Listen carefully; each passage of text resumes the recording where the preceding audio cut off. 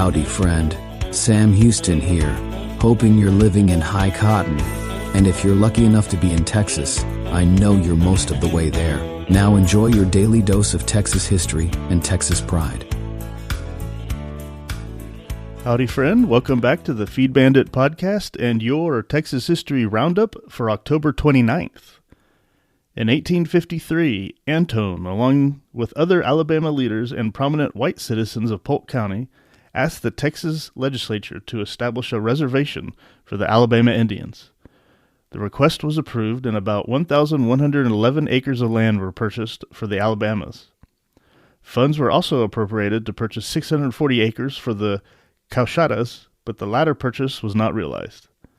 As a result, the Alabamas and the Cauchatas shared the Alabama Reservation, which is now known as the Alabama Cauchata Reservation.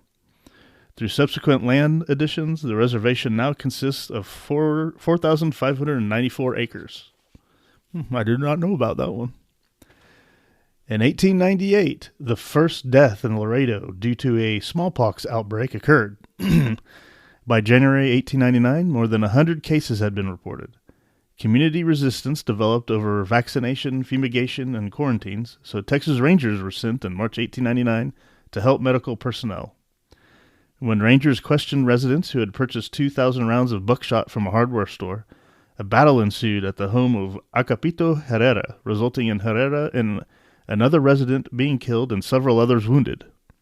On March 21, 1899, the 10th U.S. Cavalry was called to Laredo to maintain order. The quarantine was finally lifted in May 1899. So he goes to show that there has been medical tyranny in this country all the way back to 1899 or 1898. In 1907, William B. Ben Chenoweth, inventor and transportation pioneer, inaugurated intercity bus travel in Texas by operating a 6-cylinder motor-driven stagecoach over a 23-mile route between Colorado City and Snyder.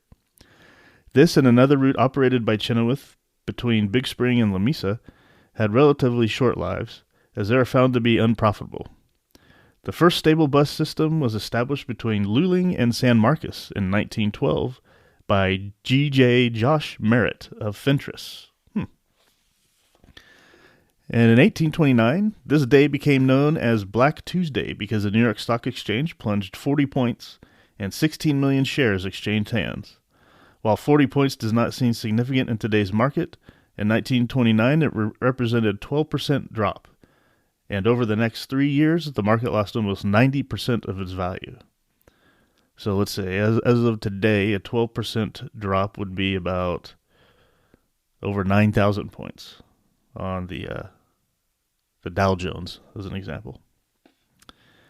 And finally, in 2013, Audie L. Murphy, the most decorated combat soldier of World War II, was posthumously given Texas's supreme military honor, the Texas Legislative Medal of Honor, in his hometown of Farmersville, where he was born in 1924. Murphy had died in an airplane crash in 1971. All right, and that, my friend, is your Texas History Roundup for October 29th.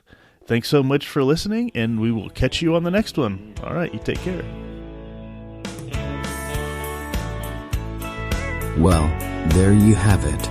If you like our podcast, check us out at feedbandit.com. There you'll find awesome Texas First outdoors gear and apparel. Your purchase helps support the Bandits and keeps this podcast on the air, fighting for you and for Texas. Remember, preserve the tradition, protect the legacy. Until next time.